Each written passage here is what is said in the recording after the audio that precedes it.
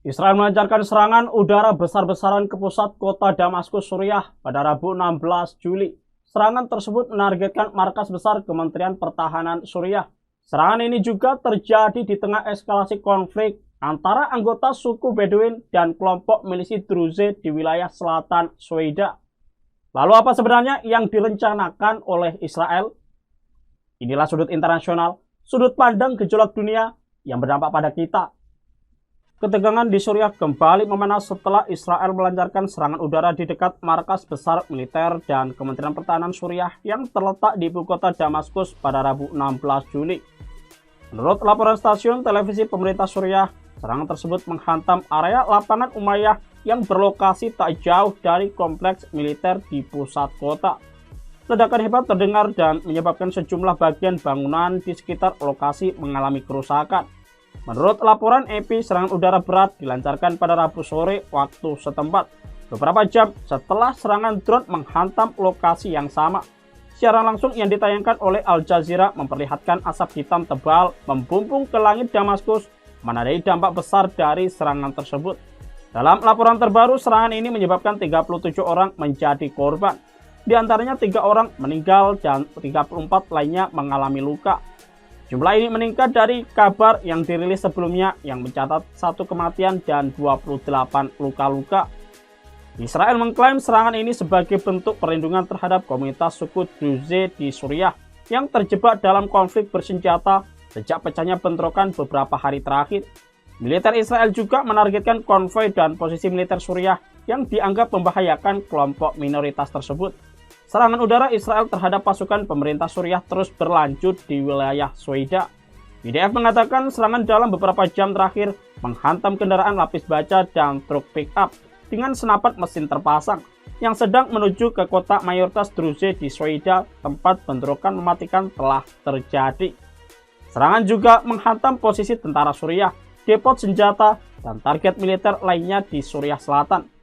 Mengutip Times of Israel, tentara Israel telah mengonfirmasi bahwa mereka menargetkan markas besar tentara Suriah di Damaskus dan target militer di dekat Istana Presiden.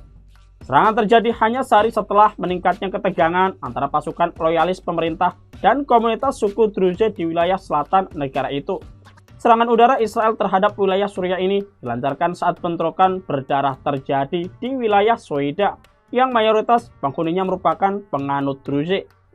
Puluhan orang dilaporkan tewas dalam bentrokan yang terjadi sejak Minggu 13 Juli waktu setempat. Pasukan keamanan Suriah seperti dilansir dari Al Arabiya dikerahkan ke wilayah Sweida sejak Senin 14 Juli untuk meredakan pertempuran antara petempur Druze dan kelompok bersenjata Beduin, namun mereka malah terlibat bentrok dengan milisi Druze.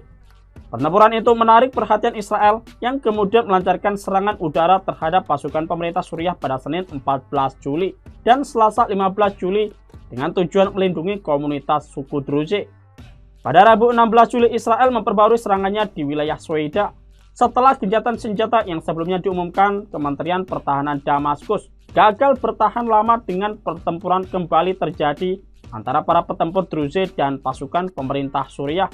Tel Aviv juga mengatakan pihaknya akan mengirimkan lebih banyak pasukan ke perbatasan dengan Suriah setelah berjanji meningkatkan serangan jika pasukan pemerintah Suriah tidak ditarik dari wilayah Sweida. Menteri Pertahanan Israel, Israel Katz, dalam pernyataan tegas menyatakan serangan akan terus dilakukan jika rezim Assad tidak menarik pasukannya dari provinsi Sweida. Pernyataan tersebut diperkuat oleh Perdana Menteri Israel Benjamin Netanyahu yang mengatakan bahwa Israel wajib melindungi Druze.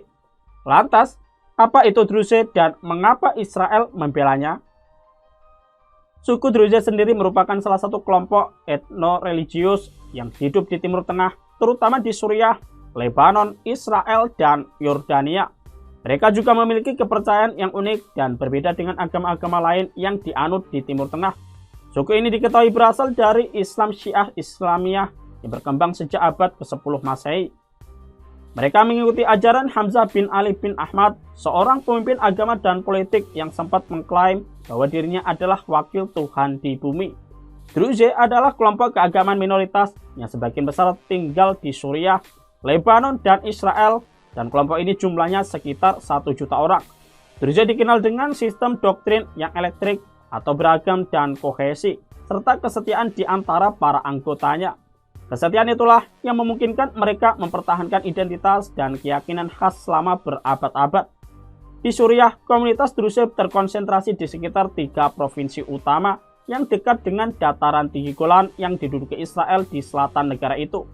Lebih dari 20.000 Druze tinggal di dataran tinggi Golan, sebuah dataran tinggi strategis yang direbut Israel dari Suriah selama perang 6 hari pada 1967, sebelum secara resmi mencaploknya pada tahun 1981. Druze berbagai wilayah tersebut dengan sekitar 25.000 pemukim Yahudi yang tersebar di lebih dari 30 permukiman. Sebagian besar Druze yang tinggal di Golan mengidentifikasi diri sebagai warga Suriah dan menolak tawaran kewarganegaraan Israel ketika Israel merebut wilayah tersebut. Mereka yang menolak diberikan kartu penduduk Israel tetapi tidak dianggap sebagai warga negara Israel. Kantor Perdana Menteri Israel Benyamin Netanyahu menyatakan Israel memiliki aliansi dan ikatan persaudaraan yang erat dengan suku Druze. Saat ini ada sekitar 130.000 warga Druze Israel tinggal di Karmel dan Galilea di utara Israel. Di Israel, kaum Druze dipandang sebagai minoritas yang loyal dan sering bertugas di militer. Di Suriah, kaum Druze terpecah belah dalam hal cara menghadapi para pemimpin baru negara itu. Beberapa mendukung integrasi ke dalam sistem baru, sementara yang lain tetap curiga terhadap otoritas di Damaskus dan mendorong pembentukan wilayah otonomi Druze. Setelah menggulingkan Bashar al-Assad, Presiden baru Suriah Ahmed al-Shara menjanjikan inklusivitas dan bersumpah untuk melindungi semua komunitas beragama di Suriah. Akan tetapi kelompok ekstremis yang setia kepadanya terus melakukan kekerasan terhadap minoritas agama. Pada Maret, ratusan orang tewas dalam penindasan keras terhadap Sakfe Alawi, tempat Assad berasal di kota Latakia, Suriah Barat. Pada April, bentrokan antara angkatan bersenjata pro-pemerintah dan milisi Druze menewaskan sedikitnya 100 orang. Isu utama yang menegangkan hubungan antara pemerintah baru Suriah dan Druze adalah pelucutan senjata milisi Druze dan integrasi. Al-Shara yang berusaha mengkonsolidasikan faksi-faksi bersenjata di wilayah militer bersatu belum berhasil mencapai kesepakatan dengan Druze yang bersikeras mempertahankan senjata dan milisi independen mereka. Di sisi lain, Rob Pinfold, dosen keamanan internasional di King's College London mengatakan, motivasi Israel sejak jatuhnya pemimpin Suriah Bashar al-Assad pada bulan Desember adalah untuk menjaga Suriah tetap tidak stabil dan diperintah oleh pemerintah pusat yang lemah. Pinfold juga mengatakan serangan terhadap Damaskus tampak performatif, tetapi memperingatkan bahwa serangan itu dapat dengan cepat meningkat menjadi sesuatu yang lebih besar. Tribunus, bentrokan terbaru ini secara tidak langsung menjadi tantangan bagi pemerintah Ahmad al-Shara yang menggulingkan al-Assad pada Desember 2024 lalu. Sejak menguasai Suriah, sederet bentrok terjadi di negara tersebut, padahal ia telah bersumpah akan membawa perdamaian ke negara itu. Download Tribun X sekarang, menghadirkan lokal menjadi Indonesia.